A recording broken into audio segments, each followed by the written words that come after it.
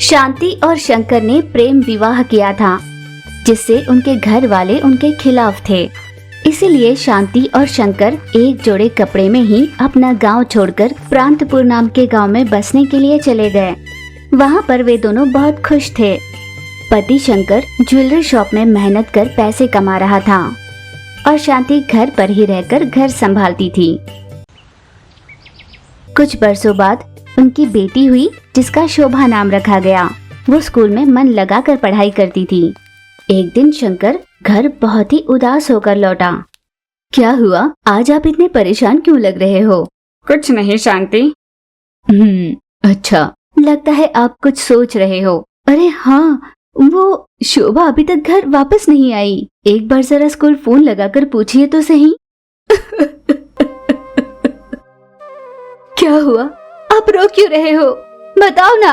किसी ने अपनी बेटी शोभा को किडनैप किया है और उन्होंने धमकी दी है कि अगर हम पुलिस को बता देंगे तो वो शोभा को मार डालेंगे। सुनिए, उन्हें जो भी चाहिए दे दीजिए और मेरी बेटी को वापस ले आइए।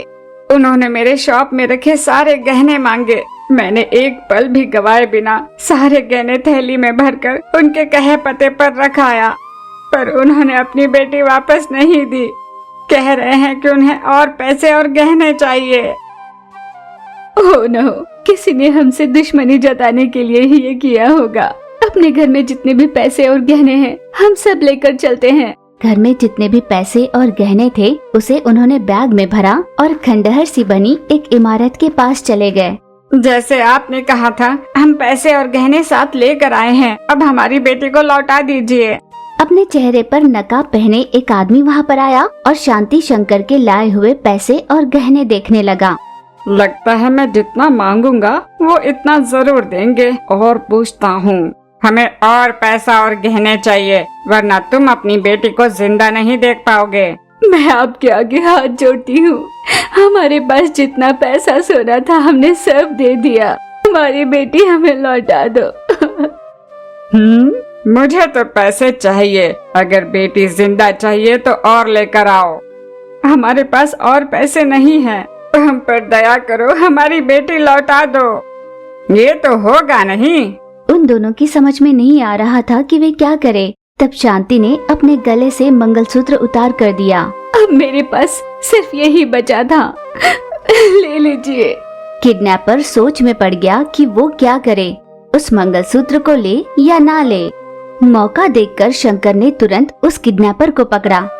उसका नकाब खोल कर देखा तो वो कोई और नहीं बल्कि उसका दोस्त ही था। विश्वासघाती, मेरे साथ में रहते हुए ही तूने मुझे धोखा दिया। अब मैं तुम्हें नहीं छोड़ूंगा। फिर शंकर ने उसके हाथ पैर बांधे और पुलिस स्टेशन ले गया और गुनहगार को सलाखों के पीछे बंद करवाया। शोभा सही सलामत घर वापस लौटी। माँ, मुझे सुबह से पीने के लिए पानी भी नहीं दिया उन्होंने। माँ, मुझे बहुत भूख लगी है। बड़े प्यार से अपनी बेटी को खाना खिलाया। इतने में पुलिस स्टेशन से एक पुलिस उनके घर पर आया।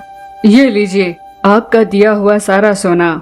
सर, आपका बहुत बहुत धन्यवाद। आपको देखकर मुझे गर्व हो रहा है। वैसे अमूमन ऐसे हालातों में लोग घबराकर पुलिस को ये बात बताते हैं, पर आपने अपनी बेटी की जान बचाने के लिए खुद ही उस मुजरिम को पकड़कर अपनी बेटी की जान बचाना चाहते थे, भले ही अपना सब कुछ लुटा कर क्यों न हो। इस बात का मुझे गर्व तो जरूर है। आइंदा कभी भी पुलिस की मदद लेने से पीछे मत हटना। हमारी ओर से पूरी कोशिश करेंगे।